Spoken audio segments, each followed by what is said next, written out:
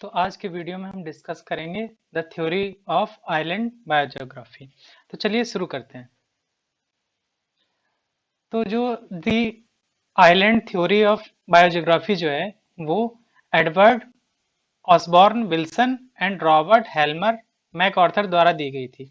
जो ये नाम है इसको आप कॉमनली जब देखेंगे पेपर में जो पूछे गए हैं तो उसको ईओ विल्सन करके और मैक ऑर्थर के नाम से ही पूछा गया है। तो इस थ्योरी के और भी कई नाम हैं, जैसे इस थ्योरी को मैक ऑर्थर और विल्सन थ्योरी भी बोलते हैं। ठीक है। इसके अलावा इसको equilibrium theory of island biogeography भी बोल रहे हैं। ठीक है। इसको इक्विलिब्रियम थ्योरी क्यों बोल रहे हैं वो अभी हम आगे डिस्कस करेंगे। पहले हम ये जान लेते हैं कि आइलैंड क्या है। जैसे इस थ्योरी में आइलैंड बायोजियोग्राफी नाम आ रहा है, तो अभी पहले हमें ये जानना होगा कि आइलैंड क्या चीज है और बायोजियोग्राफी का मतलब क्या है। तो सबसे पहले बात करेंगे व्हाट इज आइलैंड। तो island we mean not only ocean island. मतलब इसको ऐसे समझो कि आइलैंड का मतलब अभी तक जो नॉर्मली हम लोग जानते हैं वो ये होता है कि एक कोई पर्टिकुलर प्लेस है, वो चारों तरफ से पानी से घिरा हुआ है, तो उसे हमने क्या नाम दे दिया, आइलैंड दे दिया। लेकिन आइलैंड का जो इस थ्योरी में है ये मतलब बिल्कुल भी नहीं है कि केवल वो जगह जो चारों तरफ से किससे घिरी हुई है, पानी से, उसे हम आइलैंड बोलेंगे। यहाँ पर क्या होगा, कोई भी टोटली सेपरेटेड प्लेस जो उसके आसपास सराउंडिंग से क्या हो, सेपरेट हो, उसे हम लोग आइलैंड बोलेंगे। जैसे यहाँ पर जो ये हिल्स हैं या माउंटेन है, ये अपने आसपास के एरिया से क्या है, सेपरेटेड हैं। जैसे डिजर्ट में ये मतलब पानी भरा हुआ है, इसको हम लोग नाम दे रहे हैं क्या, आइसोलेटेड स्प्रिंग इन डिजर्ट्स।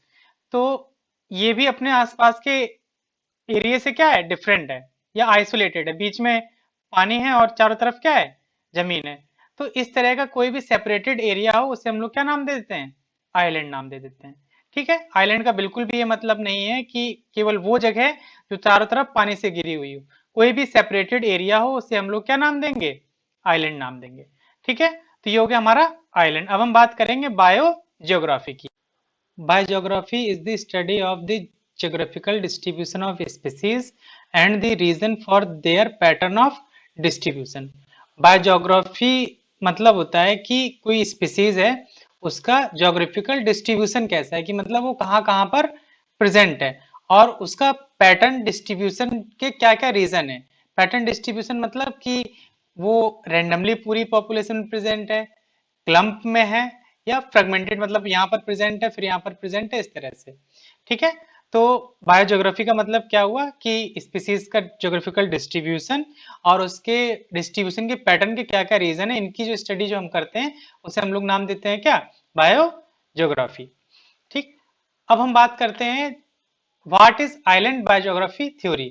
तो the theory of island biogeography states that the number of species of a given taxon, like insect, bird, or mammal, present on island or within a patch represent a dynamic equilibrium between the rate of immigration of new colonizing species of the taxon and the rate of extinction of previously established species। इसको जरा हम इस तरह से समझें कि जो island biogeography जो थ्योरी है वो हमें ये बताना चाह रही है कि मान लो कि ये हमारा कोई एक आइलैंड है।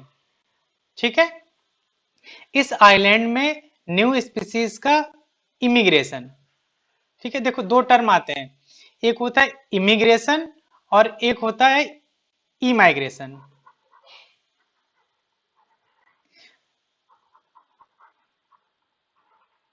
ज्यादातर स्टूडेंट्स जो है वो इन्हीं दोनों टर्म के बीच में कंफ्यूज रहते हैं कि कब हम, किसका मतलब इमिग्रेशन हुआ और किसका मतलब इमाइग्रेशन हुआ। इमिग्रेशन में क्या होता है कि ई आता है, ई मतलब होता है एग्जिट। ठीक है। जब किसी पर्टिकुलर एरिया से कुछ पॉपुलेशन की डेथ हो रही है, डेथ नहीं हो रही, उसको बोले मेनली कि वो वहां से बाहर चली जा रही है। ठीक है। तो उससे हम लोग क्या नाम दे रहे हैं, इमिग्रेशन नाम दे रहे हैं। ठीक है। मतलब एग्जिट हो जा रही है ना, ये पर्टिकुलर यहाँ पे प्रेजेंट थे, यहाँ से बाहर चले गए, तो इससे बोल रहे हैं कि इमिग्रेशन हो गया। इमी को कहेंगे कि एग्जिट हो रही है वहां से। दूसरा है इमाइग्रेशन, आई मतलब होता है इन। ठीक है। तो अगर किसी पॉपुलेशन में, पर्टिकुलर पॉपुलेशन या एरिया में बाहर से कुछ इंडिविजुअल आ रहे हैं, तो उसे हमने नाम दिया क्या, इमिग्रेशन। एक टर्म और है एक्सटिंक्शन। एक्सटिंक्शन मतलब होता है कि खत्म हो जाना। ठीक है, मतलब यहाँ पे कुछ इंडिविजुअल पहले से प्रेजेंट थे लेकिन अभी यहाँ पर नहीं पाए जा रहे हैं, तो वो क्या हो गए, एक्सटिंक्ट हो गए। ठीक है, तो ये जो थ्योरी है वो हमें ये बताना चाह रही है कि ये पर्टिकुलर हमारा आइलैंड है, ये पर्टिकुलर हमारा आइलैंड है, इस पर क्या होता है कि जो इमिग्रेशन का रेट, मतलब जो इंडिविजुअल के अंदर आने का रेट है, और जो वहां पर पहले से प्रेजेंट जो इंडिविजुअल है उनका जो एक्सटिंक्शन का जो रेट है वो इक्विलिब्रेशन में रहता है। ठीक है, मतलब जितना अंदर आ रहे होंगे उतने ही वहां से इंडिविजुअल क्या हो रहे होंगे, डेथ हो रही होगी या फिर बाहर जा रहे होंगे। ठीक, तो बायो आइलैंड बायोजियोग्राफिकल थ्योरी हमें मेनली यही बताना चाहती है कि जो पॉपुलेशन है आइलैंड की वो इक्विलिब्रेशन में रहती है। ठीक है, तो ये यहाँ पे डायग्राम में अगर हम देखें तो यहाँ पर जो हमारी लाइन है इसमें दिया हुआ है नंबर ऑफ स्पीसीज प्रेजेंट। अगर हम इस तरफ बढ़ेंगे तो स्पीसीज का नंबर जो है वो क्या हो रहा है, बढ़ रहा है, और हम इस तरफ बढ़ेंगे तो rate of change in number of species. ठीक है, यहाँ पर स्पीसीज के नंबर में जो रेट में चेंज हो रहा है वो है। तो जब कोई मान लो आइलैंड है, यहाँ पर बाहर से इंडिविजुअल अंदर आएंगे तो इमिग्रेशन हुआ ना, तो इस कंडीशन में क्या होगा कि उस पर्टिकुलर आइलैंड पर इंडिविजुअल का नंबर या स्पीसीज का नंबर क्या होगा, बढ़ेगा। तो बढ़ेगा तो ये जो लाइन है वो इस तरह से ड्रॉ की जाएगी। ठीक है, यहाँ पर इंडिविजुअल का नंबर जो है वो, स्पीसीज का नंबर जो है वो क्या हो रहा है, बढ़ रहा है। ठीक है, और जब ये आएंगे तो जो मान लो आइलैंड है वहां पर फूड रिसोर्सेस या जो भी न्यूट्रिएंट अवेलेबल हैं वो तो लिमिटेड ही है ना।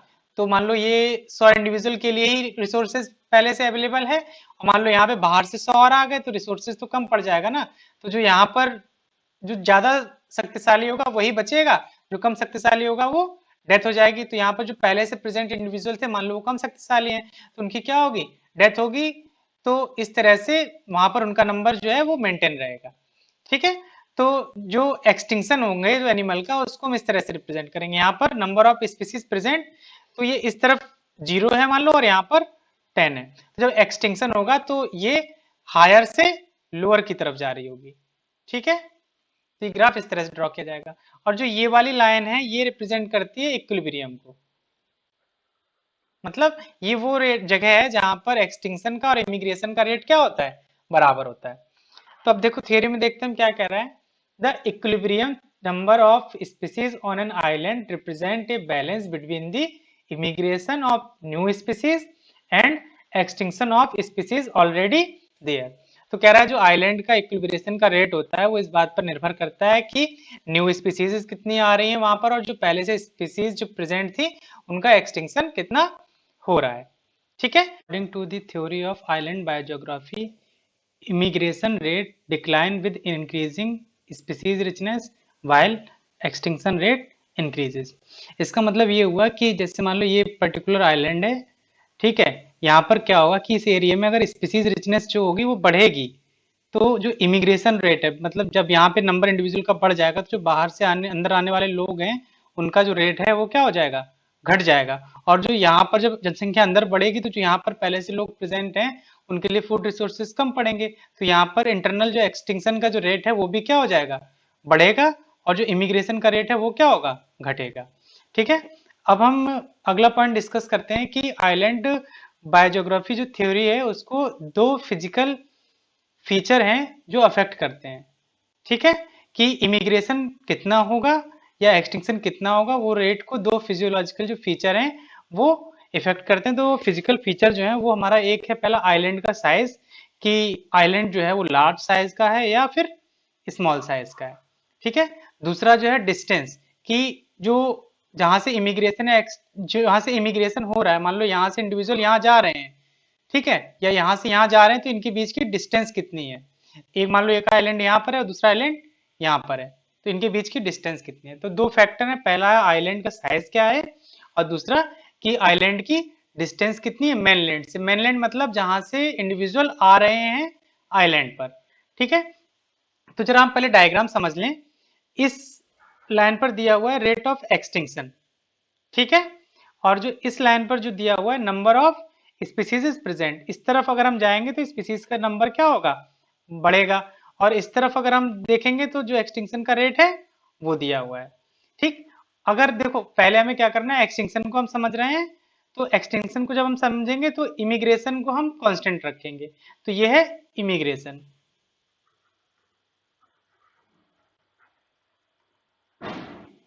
तो यहाँ पे इमिग्रेशन जो है वो क्या है, कांस्टेंट है। अब हमारे पास दो कंडीशन है, एक तो है जो आइलैंड है उसका साइज क्या है और दूसरा डिस्टेंस क्या है। तो पहले हम साइज डिस्कस कर रहे हैं, ठीक है।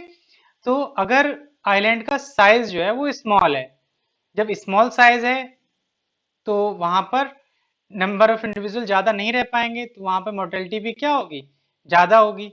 या मोर्टेलिटी का है या एक्सटिंक्शन का है तो वहां पर क्या होगा, ज्यादा होगा। तो जो ये वाली लाइन जो है ये रिप्रेजेंट करती है स्मॉल आइलैंड को, ठीक है। और ये है इमिग्रेशन की लाइन, तो ये वाली यहाँ पर मिल रहा है ना पॉइंट, तो ये है हमारा इक्विलिब्रियम।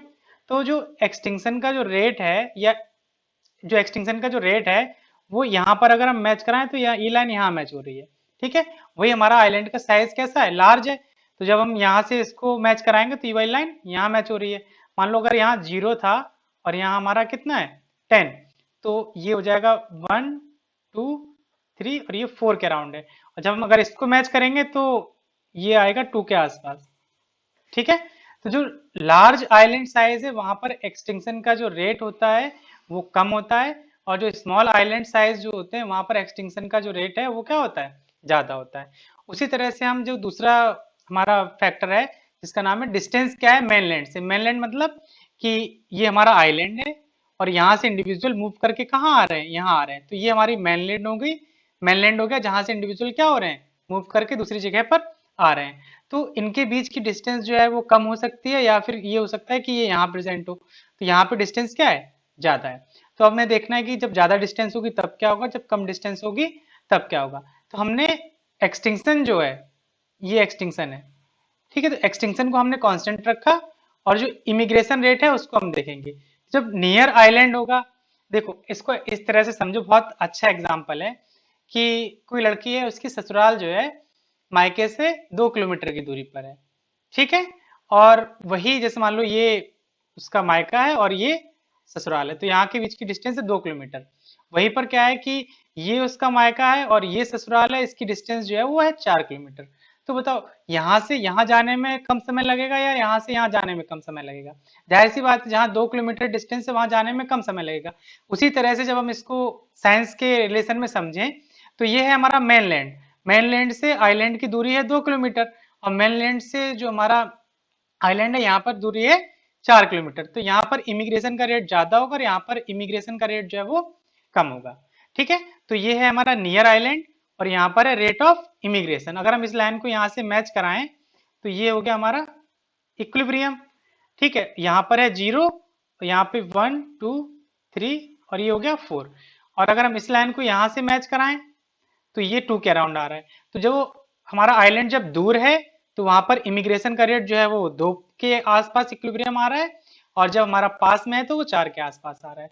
तो इसको हम ऐसे समझें कि जब हमारा जो आइलैंड है वो मेनलैंड से पास होगा तो इमिग्रेशन का रेट ज्यादा होगा, और जब दूर होगा तो इमिग्रेशन का रेट जो है वो स्लो होगा। अब हम यहाँ पे थ्योरी में देखते हैं क्या लिखा हुआ है। तो यहाँ पर जो है वो दो पॉइंट हैं, एक है हमारा ए पॉइंट और दूसरा है हमारा बी पॉइंट, ठीक है। ए पॉइंट में हम बात करेंगे आइलैंड साइज की और बी में हम बात करेंगे डिस्टेंस की। तो कह रहा है कि effect of island size, large island have a large equilibrium number of species then small island because extinction rate lower on large island, ठीक है। कह रहा है कि large island have a large equilibrium. तो देखो लार्ज आइलैंड है तो यहाँ पर जो इक्विलिब्रियम रेट जो है वो ज्यादा है। ऐसे हम समझे कि एक्सटिंक्शन रेट यहाँ पर कम है, यानी कि इक्विलिब्रियम का रेट क्या है, ज्यादा है, ठीक है। यहाँ पर एक्सटिंक्शन रेट ज्यादा है, 4 के आसपास है, और यहाँ कितना है, 2। तो यहाँ पे जब एक्सटिंक्शन ज्यादा है तो इक्विलिब्रियम रेट जो है वो कम है, और यहाँ पर एक्सटिंक्शन कम है यानी कि इक्विलिब्रियम ज्यादा है, ठीक है। तो लार्ज आइलैंड है वहां पर पॉपुलेशन का नंबर ज्यादा होगा, और जो स्मॉल आइलैंड है वहां पर पॉपुलेशन का नंबर जो है वो क्या होगा, कम होगा, क्योंकि स्मॉल आइलैंड पर एक्सटिंक्शन का रेट जो है वो क्या होगा, ज्यादा होगा। Effect of distance from the mainland, near island tend to have large equilibrium. जैसे ये नियर आइलैंड है इसका देखो इक्विलिब्रियम जो है यहाँ पर ज्यादा है, ठीक है। और जो फार मतलब जो आइलैंड दूर है उसका इक्विलिब्रियम जो है वो कम है। तो कह रहे हैं कि tend to have large equilibrium number of species than far island because immigration rate to near island are higher, क्योंकि जो पास वाला जो आइलैंड है वहां पर रेट जो है वो कैसा होगा, ज्यादा होगा.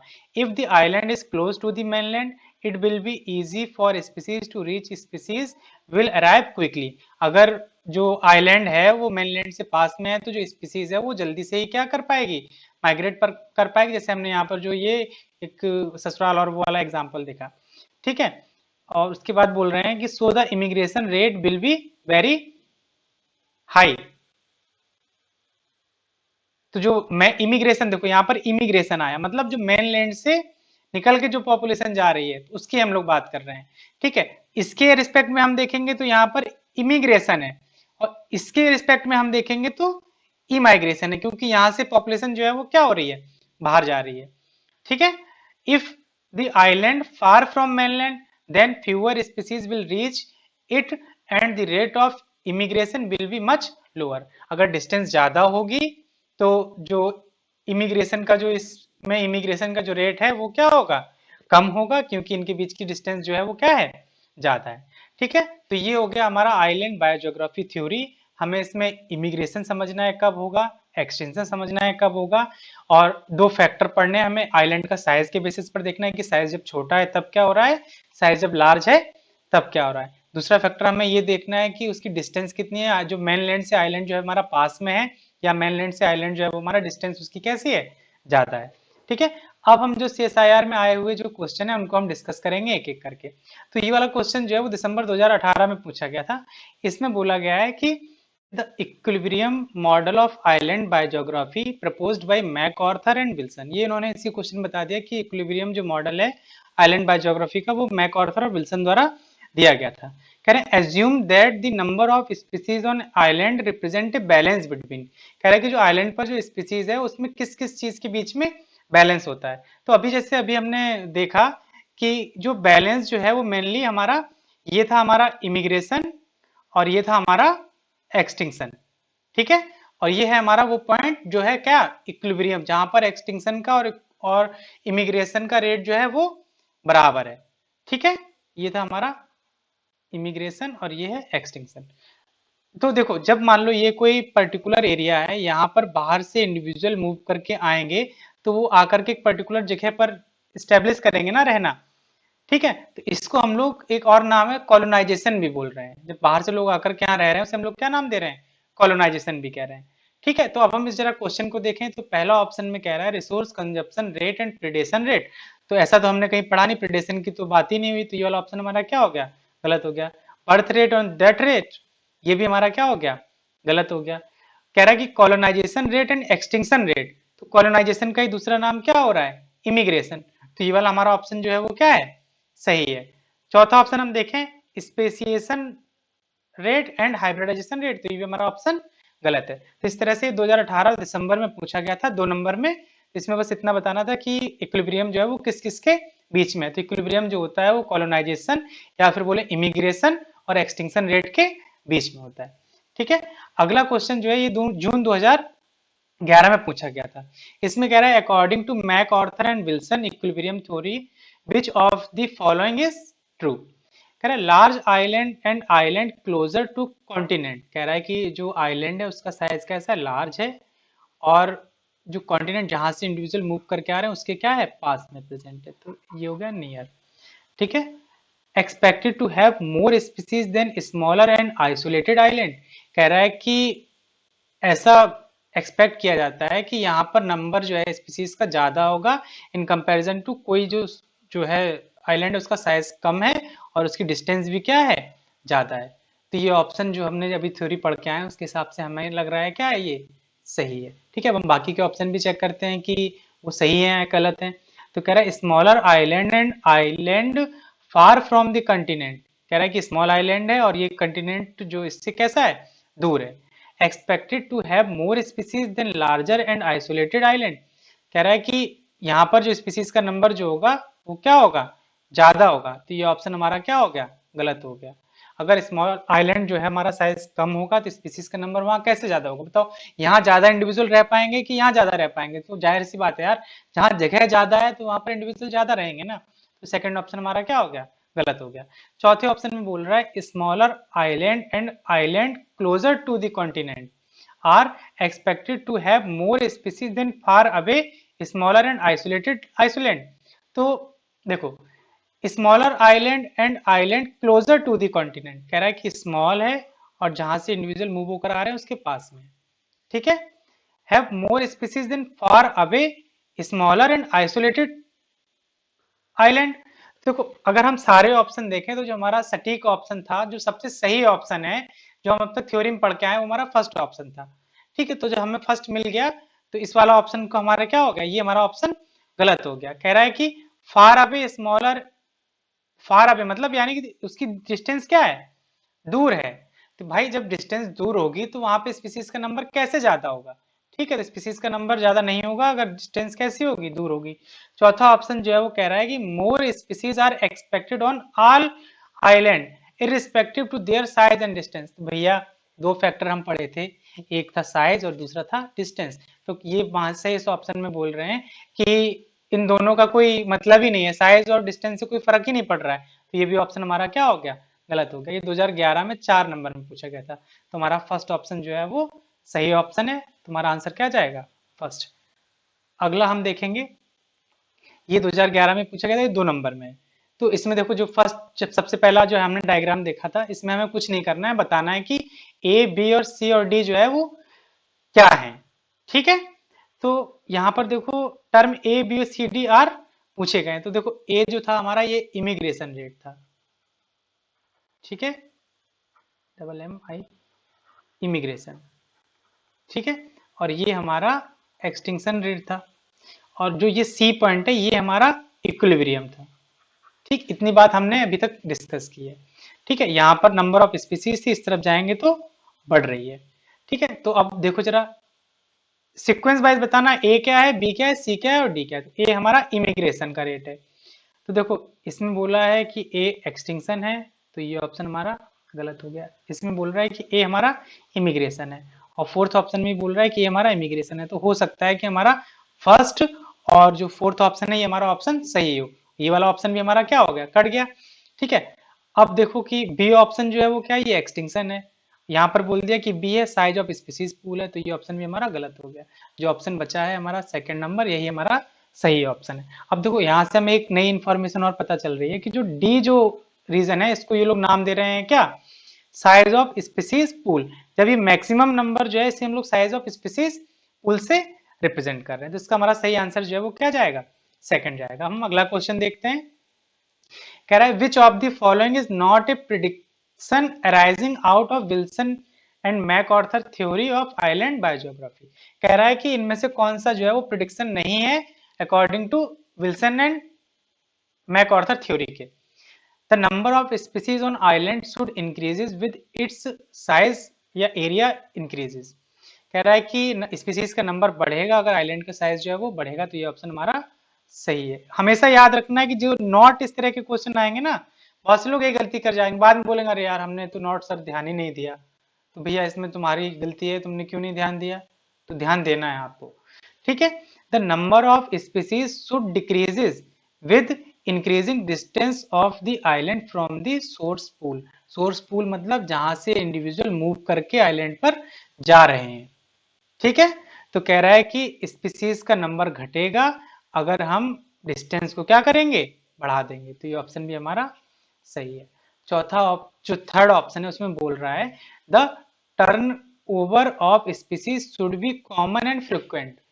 तो ये कॉमन और फ्रिक्वेंट नहीं होते हैं, ये डिपेंड करते हैं कि साइज कितना है आइलैंड का और डिस्टेंस क्या है। तो कॉमन मतलब हमेशा हो रहे हैं और फ्रिक्वेंटली हो रहे हैं, तो वो जरूरी नहीं है, वो डिपेंड करेगा कि साइज और डिस्टेंस कैसी है। तो इस ऑप्शन को अभी हम लोग रोक रहे हैं, हम फाइनल ऑप्शन देख लेते हैं कि क्या कह रहा है। Species richness on island should be related to east average distance to neighbouring island. तो ये बात सही है, अगर डिस्टेंस कैसी है उससे डिसाइड होगा कि स्पीसीज रिचनेस कैसी है।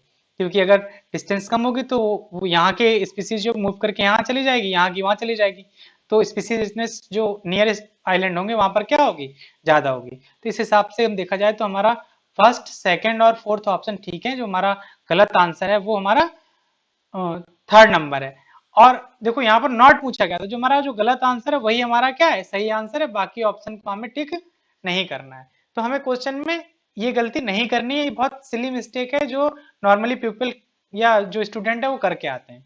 ठीक है, क्वेश्चन है हमारा वो ये है कि the above graph illustrated two line that represent the immigration and extinction rate for an island based on its distance from mainland। जो डिस्टेंस वाला रीजन है उससे हम लोग सॉलिड लाइन से रिप्रेजेंट कर रहे हैं कि डिस्टेंस कैसी है, पास है दूर है, और जो साइज है उससे हम लोग डॉटेड लाइन से रिप्रेजेंट कर रहे हैं। तो इसके हिसाब से चार ऑप्शन दे दिए, हमें बताना है कि कौन सा ऑप्शन सही है। ये वाला रीजन जो है हमारा, ये है हमारा इक्विलिब्रेशन। कह रहा है it is close to the mainland and is very small. ठीक है, तो अब देखो इसको हम कैसे पता करें भैया। यहाँ पर कह रहा है कि यहाँ पर है इमिग्रेशन का रेट, तो यहाँ पे देखो इमिग्रेशन का रेट क्या है, ज़्यादा है, और एक्सटिंक्शन का रेट जो है वो कम है। तो अभी जैसे अभी हमने लास्ट कॉन्सेप्ट जो डिस्कस किया कि इमिग्रेशन का रेट कब ज़्यादा होगा, जब उनकी डिस्टेंस जो होगी वो क्या होगी, कम होगी। ठीक है, और साइज क्या होना चाहिए, ज़्यादा होना चाहिए। तो फर्स्ट वाले ऑप्शन में बोल रहा है it is close to mainland, ये आधा ऑप्शन तो ठीक है, लेकिन कह रहा है इट इज वेरी स्मॉल, तो स्मॉल होगा तो रेट ज्यादा नहीं होगा, कम होगा, तो ये ऑप्शन हमारा क्या हो गया, गलत हो गया। कह रहा है फार फ्रॉम मेनलैंड, अगर दूर होगा तो भैया यहाँ इमिग्रेशन का रेट जो है वो कैसे ज्यादा है, तो ये ऑप्शन भी हमारा क्या हो गया, गलत हो गया। इसमें कह रहा है it is close to the mainland and is very large. हाँ, ये ऑप्शन हमारा ठीक है कि मेनलैंड के जो है वो पास में है, और यहाँ पर साइज क्या है इसका, आइलैंड का ज्यादा है, इसी वजह से इमिग्रेशन का रेट जो है वो हायर है। तो हमारा सही ऑप्शन कौन सा है, थर्ड ऑप्शन है। फोर्थ ऑप्शन बोला it is far from the mainland, far नहीं है, क्लोज है, तभी यहाँ पर इमिग्रेशन का रेट जो है वो ज्यादा है। ये क्वेश्चन जो है ये 2018 दिसंबर में पूछा गया था।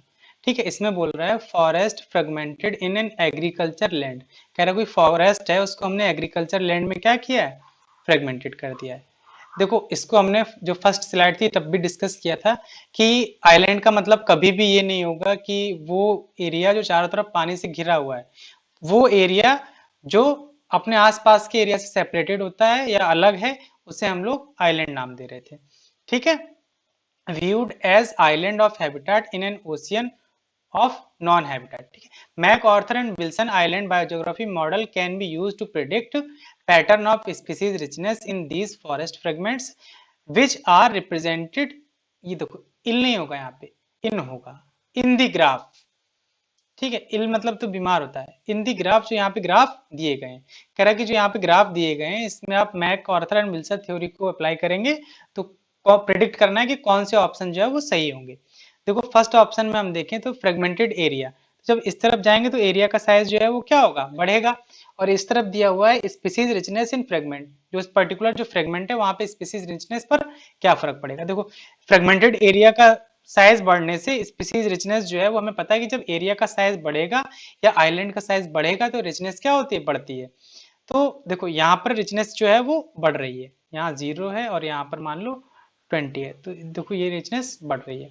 अगर हम इसमें देखें तो एरिया का साइज बढ़ रहा है और जो रिचनेस थी यहाँ पर ये घट रही है, तो ये ऑप्शन हमारा गलत है, ये ऑप्शन हमारा ठीक है कि जो फ्रेगमेंटेड एरिया है या आइलैंड है उसका साइज बढ़ेगा तो स्पीसीज रिचनेस बढ़ेगी। अब देखो जो मल्टीपल चॉइस है वो हमारा सबसे सॉफ्ट टारगेट होते हैं सीएसआईआर के एग्जाम के लिए। ए ऑप्शन हमारा ठीक है, ये हमने सेलेक्ट कर लिया। अब देखो जिसमें ए नहीं है उसे हमें क्या कर देना, कट कर देना है। तो हमारा देखो ये सी ऑप्शन भी नहीं होगा और हमारा डी ऑप्शन भी नहीं होगा। ठीक है, अब बचा हमारा ए और बी, या फर्स्ट या सेकंड। ठीक है, तो देखो फर्स्ट वाले में ए और सी आ रहा है, तो ए तो हमने ठीक कर लिया, तो ये ए दोनों में। अब हमें देखो बी दोनों में नहीं है, तो बी तो हमारा वैसे ही गलत हो गया। अब हमें सी और डी में देखना है। तो देखो सी में बोल रहा है कि distance to nearest fragment, species richness in fragment. ठीक है, यहाँ पर स्पीसीज रिचनेस है और यहाँ पर क्या है, डिस्टेंस है।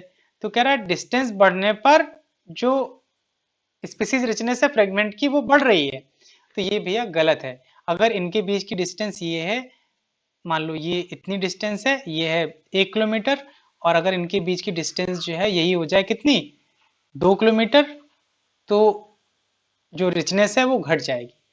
तो जो फ्रेगमेंट एरिया है अगर उसकी डिस्टेंस बढ़ रही है, इस तरफ डिस्टेंस बढ़ रही है, तो रिचनेस जो है वो क्या होगा, घटेगी। तो ये ऑप्शन हमारा गलत है। यहाँ पर देखें distance to the nearest fragment, तो यहाँ पर डिस्टेंस जो है बढ़ रही है, ठीक है। तो इस पे रिचनेस है, तो रिचनेस जो है वो हमारी क्या हो रही है, कम हो रही है। तो हमारा डी ऑप्शन जो है वो सही है। इस तरह से हमारा सेकंड ऑप्शन जो है वो सही जाएगा। ये क्वेश्चन CSIR में दिसंबर 2018 में 4 नंबर में पूछा गया था। तो आज के वीडियो में हम लोगों ने डिस्कस किया MacArthur and Wilson theory, और उससे रिलेटेड जो आए हुए क्वेश्चन जो है वो CSIR के जो प्रीवियस एग्जाम में पूछे गए हैं, ठीक है। अब हम जल्दी ही मिलेंगे अगले टॉपिक के साथ में। धन्यवाद।